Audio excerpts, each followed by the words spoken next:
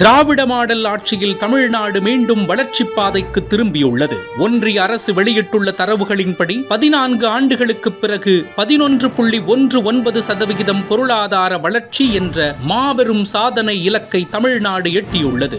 கடந்த 4 ஆண்டுகளில் 10 லட்சம் கோடிக்கும் அதிகமான முதலீடுகளையும் 900க்கும் அதிகமான MOUக்களையும் ஈர்த்து தமிழ்நாடு முன்னணி மாநிலமாக திகழ்கிறது. வின்ஃபாஸ்ட் போன்ற நிறுவனங்களை தமிழ்நாட்டின் பக்கம் ஈர்த்தது என திராவிட மாடல் அரசு செய்த சாதனைகள் ஏராளம். இந்திய அளவில் ஜவுளித்துறை, வாகன உற்பத்தி, தோல் பொருட்கள், காலணி உற்பத்தியில் தமிழ்நாடு முதலிடத்தில் உள்ளது. இதே வளர்ச்சி வேகம் தொடர்ந்தால் 2030-31 ஆண்டுக்குள் $1 டிரில்லியன் பொருளாதார இலக்கை தமிழ்நாடு எட்டும். இது சாதாரண வளர்ச்சி அல்ல, திராவிட மாடல் அரசின் மாபெரும் பொருளாதார புரட்சி.